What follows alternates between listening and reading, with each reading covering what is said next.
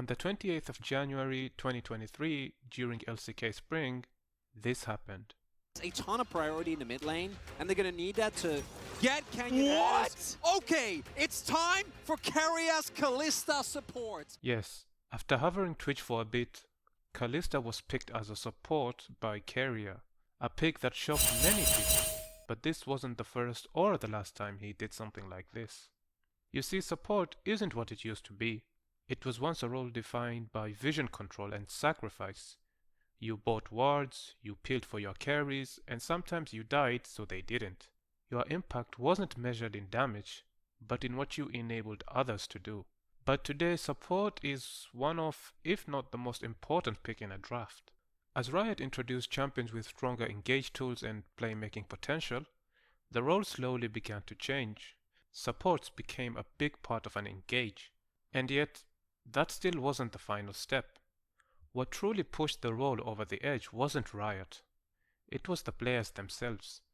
They brought damage, confidence, and carry level mechanics into the support role, and no one did this better than Keria. In this video, we're going to take a look at some of Keria's most iconic and most surprising picks that helped shape what the support role is today. Since his debut, everyone quickly noticed three things he brought into the Rift. The first was his aggression. Keria never played support passively. He constantly applied pressure, forcing enemy supports to either fight back or slowly get pushed out of the game. The second was his mechanics. Keria showcased immaculate mechanical skill. For a support, he made it seem like there was a gap between him and other support players. The third and most important was his champion pool. Even during his time with Dragon X, Keria was shocking people, playing champions like Volibear and Kayle in the support role alongside Deft. With these three traits combined, Keria became a nightmare for opposing teams. There were champions that clearly defined him, picks teams felt forced to ban, but the constant threat of a surprise pick was always there. Let's start with his most iconic champions, those that defined Keria. The first champion is the pick Keria dominated Season 15 with, Bard. Bard was perfect for Keria. While Bard doesn't offer the strongest lane dominance, he offers something much more valuable, map control. On Bard, Keria wasn't just playing his lane, he was controlling the tempo of the entire game. His roams were always perfectly timed, and his ultimates frequently decided fights before they even began, catching key members, stalling long enough to secure objectives, or creating just enough chaos for a clean escape. And while we sadly didn't get to see much of it at Worlds, it's hard to blame his opponents, because almost no one was willing to let him have it. Let's look at the numbers. Across all stages of Worlds, T1 played 24 games, and Keria played Bard just once. Out of the remaining 23 games, Bard was either banned or removed through Fearless Draft in 22 of them. That's a 91.6% ban rate against Keria's Bard. Every team understood the threat. And for the one team that didn't, well, FlyQuest found out the hard way.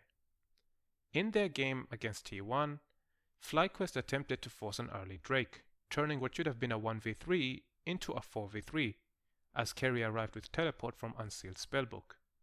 They also failed to secure a single Void grab, lost First Blood, and it all started with Keria's Bard. He opened a portal to save Gumayusi, then instantly stunned Bwipo's Mordekaiser, buying just enough time for T1 to collapse. And that wasn't even the highlight. Around 22 minutes in, Inspired jumped onto Faker, looking for a one-shot with Neeko and Ryze. Instead, he lost nearly all his health instantly. As he tried to escape, Keria showed up and stunned him, handing Faker the kill. Moments later, Masu arrived on Kai'Sa, only to be immediately neutralized by Keria's ultimate, followed by another stun. By the time the crowd control ended, well, the fight was already over. The game ended at 34 minutes, and if any team thought they could afford not to ban Bard, that game quickly changed their minds. Bard showed how Keria could control the entire map, but when it came to raw playmaking, mechanics, instincts, and clutch moments, there was one champion that showcased it better than any other. It was Thresh. Thresh has always been considered the ultimate test of a support player. Positioning, timing, mechanics, every mistake is punished, and every correct decision can win a fight. Thresh hasn't been a frequent pick for Keria in the past few years. In fact, over the last 3 seasons, we've barely seen him touch the champion at all. But that doesn't tell the full story.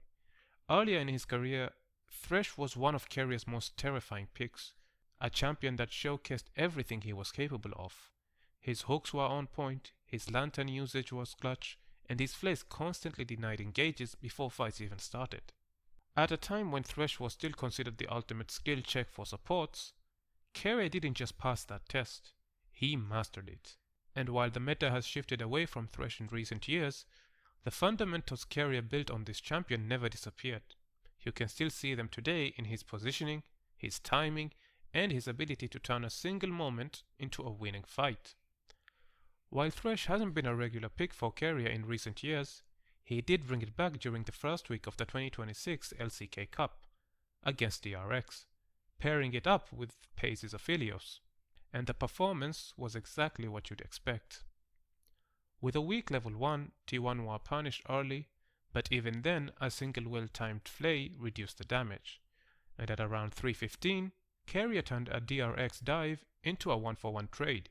He instantly threw the lantern to Paze, landed the hook, and flayed 3 players, buying just enough time to survive.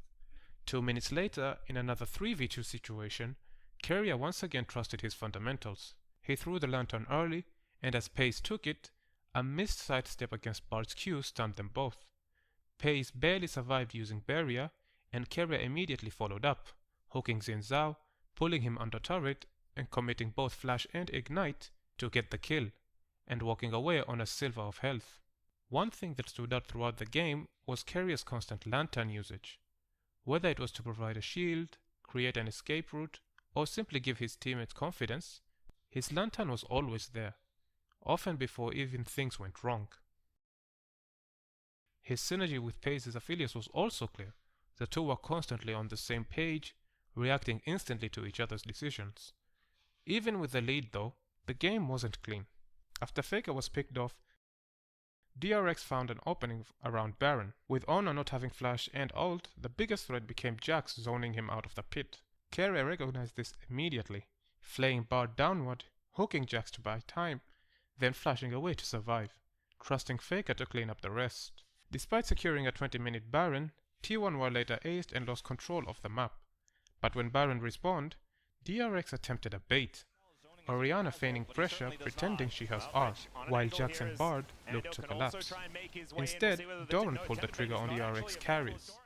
Keria denied Jax's entry with a perfectly timed flay, then hooked and stunned Xin Zhao, dragging him back as both carries collapsed. With the movement speed from Bandlepipe and Jax forced into stasis, Xin had no chance of escape. From there, T1 secured Baron once again, won a decisive teamfight 2 minutes later, and closed the game out at 29 minutes.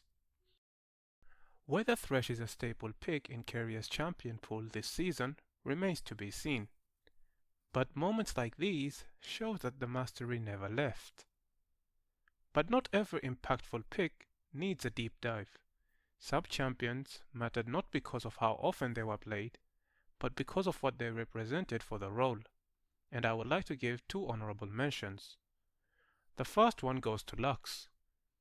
Keria's Lux helped normalize damage-focused supports at the highest level. With good positioning and pinpoint skill shots, he turned a traditionally risky pick into a legitimate threat, forcing teams to respect their pick anytime paired with Gumayusi's Caitlyn. And the second honorable mention goes to Renata Glask. Renata Glask is another champion worth highlighting. With her, Keria showcased patience and control, perfectly timed ultimates, clutched bailouts, and fight-turning moments that proved impact doesn't always come from damage, but from decision-making. And while these champions helped shape the support role, Keria still had a few picks that no one saw coming. So let's move on to Keria's most surprising picks. The first surprising pick is Caitlyn support, a champion Keria played 3 times, all during the 2023 LCK Spring Split. From the moment minions reached the lane, the plan was clear. Keria immediately walked up with Hail of Blades, used barrier to trade aggressively, and completely zoned the enemy ADC. And by the 4-minute mark, T1 were already diving bot lane. Flash away though. Keria also misses the Peacemaker, but you can see the looming Piggy. Owner making his way in, and Winter's Rout's going to come down, and despite the fact that a few things worked out, I think this still is going to go in the wrong direction. The Permafrost comes in, Owner survives, Keria also lives! And by 5 minutes, Zeri was nearly 20 CS behind. The pressure never stopped. Even after Keria went down once, Zeri and Yuumi were forced to base, allowing Gumayusi to take the first turret before 9 minutes. Instead of resetting, Guma stayed in lane, and together with Keria, they pushed all the way up to the tier 2 turret as well. What followed after that was constant roaming, heavy poke, and map control. Keria finished the split 3-for-3 on Caitlyn's support, and despite Caitlyn ADC not being meta at the time, some teams even chose to ban it, simply out of respect for how oppressive he made it look. And if Caitlyn's support was about suffocating lanes, the next pick was about suffocating entire team fights. Another one of Keria's most surprising picks, and one that paved the way for champions like Camille and Elise to appear in the support role, was Rumble. Unlike his other off-meta picks, this one had a simple purpose: damage, and a lot of it. Whether it was the LCK Spring 2024 or MSI that same year, every time Rumble appeared, the reaction was the same. Against Nongshim, Keria one-shot a 600 health Milio as a level 4 Rumble. Later in the same game, with Smolder threatening to take over, a single equalizer erased any doubts, splitting the fight, chunking Karma for half her health, and melting a Lee Sin who tried to jump onto him. At MSI against Astralis, it only got worse, with lane swaps being in the play. Keria constantly ganked mid, secured picks, and in every teamfight, one ultimate meant that the enemy simply couldn't walk forward. This wasn't a top laner sacrificing damage, this was the support, and even though Keria only picked Rumble a handful of times, the impact was undeniable. It showed that supports didn't need to play safe, they could just snowball games through raw damage. Lastly, an honorable mention among the surprise pick goes to Kalista support. By playing one of the most mechanically demanding ADCs in the role, Keria completely flipped the usual dynamic. Instead of the ADC using Fate's Call to save the support, Fate's Call became a tool to engage, and sometimes even launching his ADC into 5 people. From champions that defined drafts to picks no one saw coming, Keria didn't just play the support role, he expanded what it could be. Bard showcased his control over the entire map, Thresh proved his mechanics, Lux and Renata highlighted the evolution of modern support impact, and his surprising picks, Caitlyn, Rumble and even Kalista, showed that creativity and confidence could turn the role into a true game changer. Supports used to be about sacrifice. With Keria, it became about pressure, playmaking and presence. And that's why when people talk about the greatest supports of all time, Keria isn't just a part of the conversation, he is one of the players who changed it. If you've made it to the end of the video, please consider liking and subscribing, and I hope to see you in the next one. Goodbye.